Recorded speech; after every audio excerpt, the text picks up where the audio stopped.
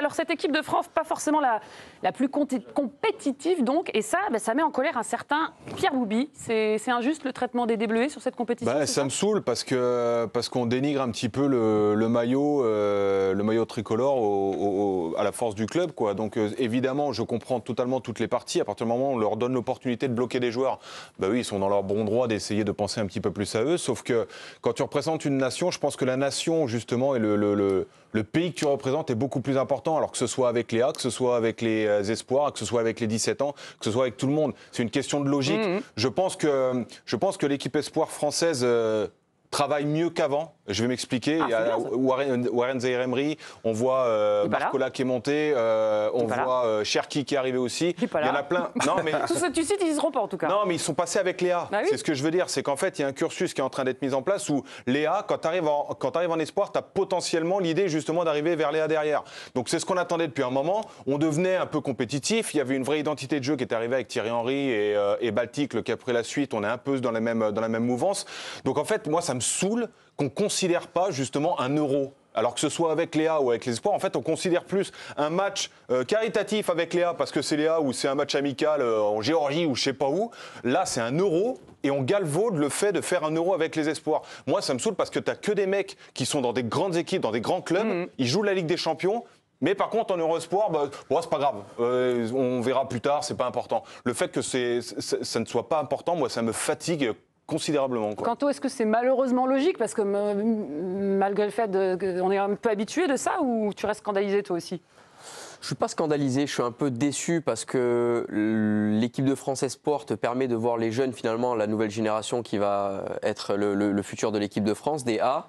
Et de l'autre côté, j'arrive parfaitement à le comprendre, on ne va pas revenir dessus 50 fois, mais par rapport au calendrier, par rapport au fait que ce ne soit pas des compétitions officielles et que forcément, si la FIFA, l'UEFA ne travaillent pas conjointement pour venir uniformiser leur calendrier et obliger finalement les clubs à libérer leurs joueurs, sous garantie financière bien évidemment, et finalement c'est la liberté à chacun des clubs de laisser libre ou non leurs joueurs. Est-ce que les joueurs, eux, écoutent religieusement leur club ou est-ce qu'ils ont envie de partir au bras de fer également pour aller jouer un Euro Espoir? Il n'y a pas beaucoup de joueurs qui sont manifestés. Non, mais ça, pas le sentiment qu'il y en a beaucoup qui veulent se mettre leur club à dos. Les joueurs ne peuvent pas le faire, c'est pas possible. Mais non, après, juste là où je ne suis pas d'accord avec Pierre, c'est que pour moi, l'équipe de France Espoir n'est pas un véritable tremplin pour aller vers les A. Si les joueurs passent des espoirs au A, c'est tout simplement qu'en club, ils ont le niveau et ils ont les performances qu'ils rejoignent l'équipe de France. Et ça n'a rien à voir pour moi avec leur performance en espoir. Le fait de jouer en espoir, ça peut les faire travailler néanmoins sur le principe de jouer avec d'autres joueurs qui n'évoluent pas avec eux en club et de commencer à travailler justement des automatismes différents. Ils font ça depuis qu'ils ont 15 ans, Quanto. Non, mais c'est... pas forcément. Si, tous ceux qui sont en espoir, ils ont fait 16, ils ont fait 17, ils ont fait 19, ils ont fait espoir. C'est comme ça, la logique, elle est... en fait, tu crées un groupe. Après, évidemment... Là, c'est pas les mêmes. Là, tous ceux qui sont en espoir, c'est pas les mêmes qu'on jouait ensemble en U17, en U16, etc. Mais non, mais t'en as plus de la moitié. Écoute, moi, je l'ai vécu, franchement, c'est vrai. C'est juste la suite de... Tu as joué ensemble avant, tu vas... Alors, c'est vrai que ça change, évidemment que ça change, pas tout le temps, mais c'est quand même la suite. Et j'ai toujours entendu dire que l'équipe de France, que ce soit Espoir ou A, était prioritaire par rapport au club. Alors, je ne comprends pas pourquoi c'est comme ça maintenant. Aujourd'hui, tu retiens les joueurs parce que ce n'est pas une date officielle. C'est l'équipe de France qui joue, Espoir. Ça représente quelque chose, ça représente une compétition internationale qui est quand même super... Non, mais c'est surtout super intéressant à gagner pour les joueurs, quoi. Donc, j'ai envie de dire que moi, la priorité, c'est surtout que les joueurs, s'ils n'ont pas envie d'y aller, ok, tu dis, mais sinon, tu y vas, puis c'est pas... non, mais ça, tu peux ils ne sont pas obligés. Après, ils sont dépendants de leur club. Le problème, c'est pourquoi, en fait, est-ce que toi, tu parlais de calendrier. En fait, tu les empêches de faire l'Euro parce qu'il y a la Coupe du Monde des clubs. Non, mais ça, je suis d'accord avec toi. En fait, ça n'a aucun sens. Ils ne sont pas tous concernés, j'imagine, non? C'est pas question d'être concerné ou pas, mais enfin, je sais pas moi, c'est un euro. Quand tu es joueur, quand tu as de 19 à 21 ans, franchement, je suis d'accord. Tu as la possibilité de jouer un euro contre d'autres nations, le Portugal, l'Espagne, l'Allemagne, l'Angleterre, enfin, je sais pas, ça me paraît complètement logique d'avoir envie de le faire. Moi, je suis sûr que les gars qui sont pas sélectionnés, qui peuvent pas y aller, ils sont dégoûtés en fait. C'est quoi la différence? Ça leur fait des vacances en même temps. Arrête, j'en sais rien. Mais non, c'est quoi la différence entre... Parce que là, tu as comparé à la Coupe du Monde des clubs, mais quelle est la différence entre l'Euro et la Coupe du Monde des clubs? Mais tu joues avec ta nation. Oui, mais la Coupe du Monde des clubs, ça rapporte de l'oseille à ton club, c'est pour ça qu'ils y vont. Non, mais toi, tu prends la position du club. Oui. Je suis d'accord. Quand tu es joueur, que tu as la possibilité de gagner 1 euro, parce que la France est une nation qui peut potentiellement remporter l'euro. Évidemment que tu préfères aller faire 1 euro où tu es un élément important qu'aller faire la Coupe du Monde des clubs où tu vas peut-être faire 20 minutes, 30 minutes parce qu'ils vont préparer surtout que la France, en général, a la possibilité de gagner quand même. Historiquement parlant, on n'a quand même pas beaucoup gagné. Mais le joueur, tu veux qu'on regarde c'est sûr, c'est que c'est l'employé du club, c'est le salarié du club. Donc c'est le club, l'employeur qui décide. Mais c'est l'employé du. Mais Kanto, c'est le même employé qui diffuse, qui envoie les joueurs en équipe de France A. Pourquoi en A, t'es autorisé, t'as pas le choix? Parce que t'as un mode de fonctionnement qui est différent. Bah voilà, faut qu'il soit différent en espoir aussi. Les derniers résultats des Bleuets à l'Euro, ça donne quoi? C'est pas terrible, je crois. Oui, parce que Pierre, tu parlais d'être en position de le gagner, ça fait du bien quand même au palmarès de l'équipe de France Espoir. La dernière victoire, c'est en 88. Ils étaient sacrés champions d'Europe, c'est une seule fois dans leur histoire, avec notamment Laurent Blanc, Eric Cantona ou encore Alain Roche dans le groupe. Ça avait quand même de la gueule. Et puis 2019, en fait, c'est la dernière fois que la France a joué une demi-finale. Ils ont joué une finale en 2002, mais depuis, elle n'a jamais réussi à faire mieux qu'une demi-finale. Ça montre aussi finalement qu'on ne prend pas vraiment au sérieux depuis des années l'Euro. Peut-être que c'est ça. Par rapport à ce que tu dis, il y a eu une période où les espoirs étaient des A', on n'en avait rien à foutre.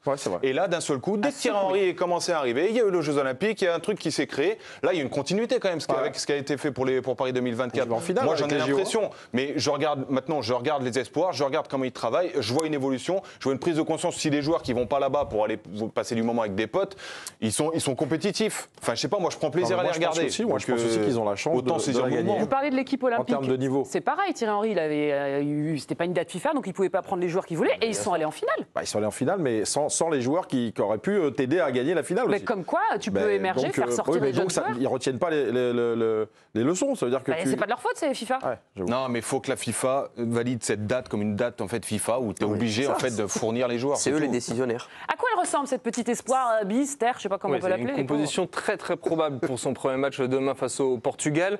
On imagine que Mathys Tel, qui est le joueur le plus expérimenté, débutera en pointe avec Tchaouna, donc le joueur de la Lazio à sa gauche, Odobert à droite, Le Penant, Doucouré, Diouf, ça c'est un milieu de terrain qui est plus ou moins habituel. Merlin Lukeba, Matsima Sildia pour la défense reste bien sûr dans les cages. Vous pouvez notamment voir face à l'Ouzbékistan qu'on avait diffusé sur la chaîne que Mathis Sablin avait débuté en pointe. Il est arrivé avec très peu d'expérience, il ne connaît pas beaucoup le groupe. Enfin bon, visiblement, il est trop fort. Oui, il est très fort, mais dans les automatismes, Gérard Batic disait que c'était quand même plus facile, au moins pour un premier match, de partir avec des joueurs qui se connaissent un peu mieux quand même. Sur cette équipe là, la compo, on peut la revoir. Est-ce que ça reste quand même une belle équipe ou t'as une équipe tu penses pas au mec qui manque quoi là? Est-ce que tu te dis que tu vas gagner avec cette équipe? Je suis pas sûr quand même. Non, mais je dis pas que tu vas gagner, mais bon, t'es dépendant de ce qui se passe aussi. Maintenant, Eric a mis ses lunettes. Excusez-moi. Je pense qu'il faut remettre la compo. On va te remettre la compo. On est pas loin de la petite librairie là quand même. Mais on peut pas dire qu'on a une équipe de bras cassés, sans déconner. On a Mathys Tel qui est l'attaquant de Tottenham, qui est un super joueur. Le Penant derrière qui est important aussi. T'as un joueur qui joue à Leipzig, le défenseur central, j'ai oublié son nom. Tu la connais bien cette équipe. Non, remettez la compo pour honnêtement, Pierre, s'il vous plaît. Honnêtement, je les ai regardés. Alors, c'était contre l'Ouzbékistan la dernière fois. Évidemment, c'était pas l'équipe du siècle, mais j'ai trouvé cette équipe super intéressante. Il y a beaucoup de mouvements qu'on a vus quand ils étaient sous l'ère Henry, qui continuent d'évoluer avec Batic. Et puis une prise de conscience, une philosophie de jeu, des automatismes qui sont créés. Elle est agréable à regarder. Évidemment que tu pourrais faire beaucoup mieux. Si tu prends tous les moins de 23 ans français qui sont capables de venir dans cette liste, mais tous les jours, tu es crédible. Après, et là, c'est bien là quand même. On a une belle équipe. T'as une belle équipe, mais quand tu regardes les JO, il y a la moitié de l'équipe qui a disparu. Ce que j'allais dire, si tu compares cette équipe historiquement avec les dernières équipes de France Espoir, celle-là est peut-être l'une des plus faibles que j'ai vues des dernières années. Oui, mais il y a de la qualité. Attention, je ne dis pas qu'il n'y a pas de joueurs de qualité. Mais attention, c'est le même problème pour les autres. Les Anglais, les Espagnols, les Italiens. Alors, pareil, les clubs ne libèrent pas. Exactement, c'est le même problème. En revanche, selon les nations, tu peux avoir une culture des espoirs qui peut être différente de celle qu'on a en France. C'est par exemple le cas du Portugal. Qu'on va jouer demain soir. Exactement. Qui a bloqué visiblement qu'un seul de ses joueurs ou un club a refusé de le libérer. Sinon, tous les autres ont été mis à contribution des espoirs. Est-ce que tu crois que c'est parce qu'ils viennent de gagner la Ligue des Nations?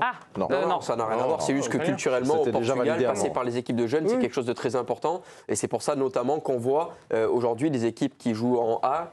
Tu peux avoir plein de garçons qui ont 18, 19, 20 ans. Au Portugal, c'est quelque chose qui est normal. Le fait de ne pas avoir ça comme date FIFA, un euro espoir, c'est un scandale. Et ça peut évoluer, ça peut changer. Est-ce qu'un jour, la FIFA, il y a un monde peut se dire, tiens, allez hop, maintenant, on va le mettre en compétition financière. J'allais dire, parce que l'autre compétition ramène des sous et que... Et pas celle-là. Non, mais...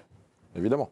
Qu'est-ce qu'il en pense, le sélectionneur? Il fait ce qu'il peut, comment il le vit? Ouais, il était en conférence de presse, rappelez-vous, avant le match face à l'Ouzbékistan, c'était l'Ouzbékistan mardi dernier. Il avouait évidemment que les conditions sont loin d'être idéales. Il n'a pas véritablement de 11 types pour jouer cet Euro. On sait qu'à chaque liste, il y a quelque part des rebondissements. Donc on est prêt à les affronter, on se prépare à les affronter. Certains, on est prêt, d'autres moins, parce que ça dépasse peut-être notre préparation, mais on y fait face et on s'adapte à toutes les situations. Quelque part, on a un groupe large, on travaille avec un groupe très très large, on observe tout le monde, un groupe plus réduit d'une quarantaine, cinquantaine de joueurs. On va dire qu'on est dedans, dans notre liste. Donc c'est des joueurs qu'on connaît, qu'on a identifiés. On avait très peu de temps avec un groupe qui avait déjà beaucoup de connaissances. Là, on a très peu de temps avec un groupe qui doit apprendre plus. Donc les joueurs sont amenés à redoubler de travail également.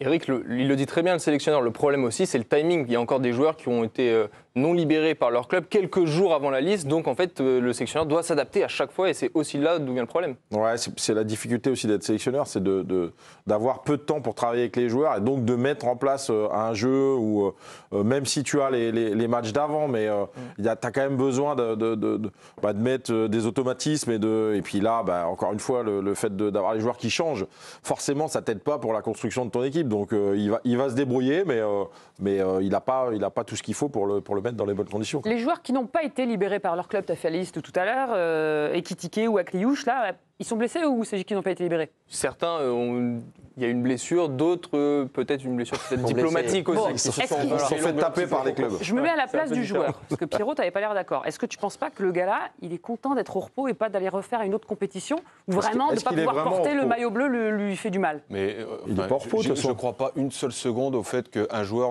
soit content de ne pas porter le maillot de l'équipe de France. Et pourquoi il ne se bat pas? Mais parce qu'en fait, il est sous contrat avec un club, il ne peut pas aller au bras de fer parce qu'il n'est pas assez important justement pour ce club-là. Il préfère essayer de rentrer dans les clous plutôt d'aller au front avec une pancarte, aller voir le président en disant je vais être libre, sinon je fais grève. Non, puis après, ça marche pas. Tu peux avoir la situation contractuelle également de certains joueurs qui peut être impactante. On est en été, on est pendant un mercato estival. Bien sûr. Si un joueur va jouer 1 euro, il se pète alors qu'il est transférable, le club, au lieu de vendre son joueur 15, 20, 30 millions, ils vont pas le vendre. Lui, au lieu de toucher peut-être un salaire plus important dans un autre club, il pourra pas être transféré. Donc tu as aussi des enjeux contractuels vis-à-vis de certains joueurs qui peuvent être en instance de départ qui jouent. Est-ce que la Coupe du Monde des clubs te met plus en valeur que l'Euro de ton âge? Là, on parle pas que non, mais je sais, mais je veux dire, c'est pour le joueur qui a besoin éventuellement de partir ou de. Est-ce que ça te met le plus en valeur Est-ce que tu penses qu'un joueur de 20 ans est plus important en équipe de France ou une autre équipe nationale pendant un Euro, où il va être important et impactant et limite un cadre, plutôt que d'aller jouer le 17e ou le 18e joueur? Mais il faut que tu joues. Tu crois que les clubs qui vont aller à la Coupe du Monde des clubs ne vont pas mettre leur meilleure équipe? Non, mais là, quand tu as 21 ans. On ne parle pas de joueurs qui vont à la Coupe du Monde des clubs. Si tu prends le cas d'Arnaud Kalimuendo ou d'Hugo Ekitike qui n'ont pas été libérés, eux, il n'est pas question d'aller jouer à la Coupe du Monde des clubs. Mais alors pourquoi ils ne sont pas libérés? Parce que le club a peur qu'ils se blessent et qu'ils ratent la préparation physique. Le club ne veut pas que ces joueurs-là non plus ratent le début de la préparation physique, parce que si tu joues une compétition internationale, ça veut dire que derrière, tu vas devoir aller, tu vas être fatigué, tu vas devoir reporter tes dates de vacances, et derrière, ta reprise pour la saison en Europe ou la saison en championnat va être tronquée pour ces joueurs-là. Non, mais c'est une réalité, c'est comme ça. Bon, en tout cas, on les suivra, nos petits bleuets. Premier match demain face au Portugal qui a sorti la grosse artillerie. Donc, on espère que dès le premier match, ça passe.